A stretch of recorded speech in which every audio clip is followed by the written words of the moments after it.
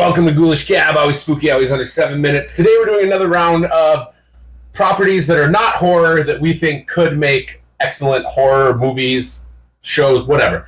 Turn this into horror. What do you start us off with one, Kayla? What's something that's not horror that you think could be turned into horror? Okay. I am 37 years old, and so I was right at that perfect age for the 90s/early 2000s rom-coms. Okay.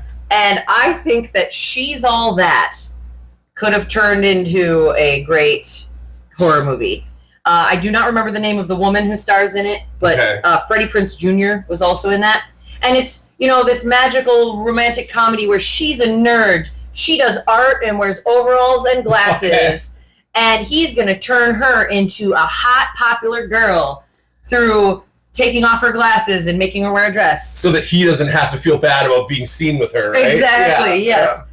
But in the movie, it works. He gets the girl at the end of the movie. But what if the whole time, because there's all these people that are absolutely horrible to her. Like, throughout the movie, she gets drinks dumped on her. Her brother gets a piece of pizza served to it with pubes on top of it. Like, they treat him like shit. He didn't order that, right? He did not. Okay. No, he did not order it. What if throughout the movie, she's just slowly in the background, like she's working with Freddie Prinze Jr.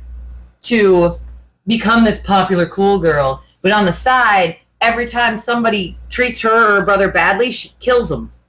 And then at the end, when they're dancing by the pool and they're all in love and da-da-da-da-da, it ends with her stabbing him in the gut and then shoving him into the pool.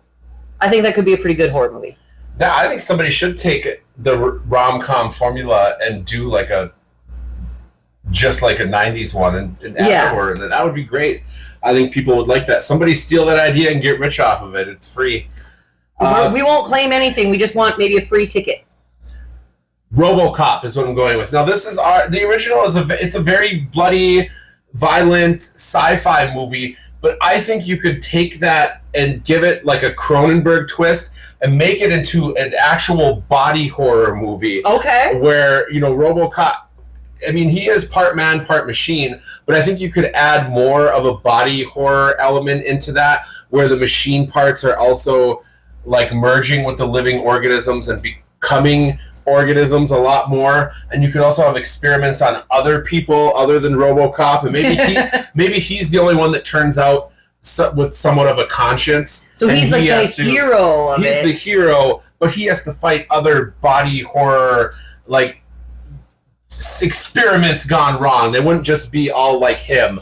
But I think you could take that concept of the man and machine and make it more body horror with RoboCop and do something just freaking wild like that. It could be grimy, violent, and also completely scary. I could see that, and actually that would probably be a version of it, because I'm not a huge RoboCop fan, but that's a version I would probably watch. It's very, especially once you start thinking about all the different ways they could go with what they've created. Mm-hmm. Okay. What about, have you seen the Inside Out movies? No. Okay, so this is a Pixar Disney property where the whole movie is about this girl, and you get into her head, and it turns out all of us have these little creatures that are in our head, and there are emotions. Like there's joy and anger and sadness and jealousy, and they all live up there controlling us. Well, there was a first one when she was younger, and then there's a second one as she's becoming like a teenager, preteen, and like new emotions come in. And there's ennui and anxiety and like all these different things that happen as you grow up. So what if we do a third sequel where into adulthood, there's this emotion that comes up, but it won't name itself. And randomly throughout this movie, like they see through her eyes, but what if like all of a sudden there's a blackout and then this other emotion disappears and nobody knows where the hell it went. But it turns out she's killing people now. She's a serial killer. And now the other emotions have to fight to regain control of this girl from the serial killer. But by that point, she's already killed.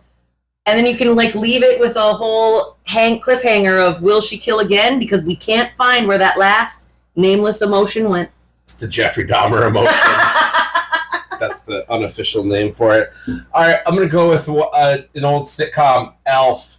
Now, you could start this out in the same manner where you have this, hilarious alien little guy. He comes to Earth and he's living with this family and they think he's cute and they know he's eating cats, ha ha ha. But also he's eating people. We could take Alf, keep him cute, but also give him this whole other cannibal aspect where he's out sneaking out in the middle of the night, and maybe the people he's living with, whatever the name they were, family, they're out there. They think he's always doing his cute alien shit, but he's actually out there killing for sport and eating people because that's really the only thing that satisfies his hunger is human flesh. And I think that would be, and some people already think he's terrifying anyway, so I was actually just gonna say that would really work because when Alf started like staring at a cat, it was legitimately scary. Real quick, finish up with one last one. The Notebook. Like, arguably, according to many people, one of the greatest romances of all time. What if it turns out he was stalking her and, like, killing anybody who could potentially get in his way? And at the end, like, during the movie, you're hearing it from her, like, Alzheimer-y dementia standpoint. Like, he's retelling her the story of their love. What if this one last time he's telling her about all the other things he did to make sure they ended up together? Ooh. It just take the exact same story, just add a few cutscenes. Add 20 murders and you're there. Yep, I'm here for it. You're there. All right, we're about out of time, so whatever. If you made it this far, thank you. Tell us what you thought of our ideas and tell us some of your ideas for this concept in the comments. Okay, bye. Bye.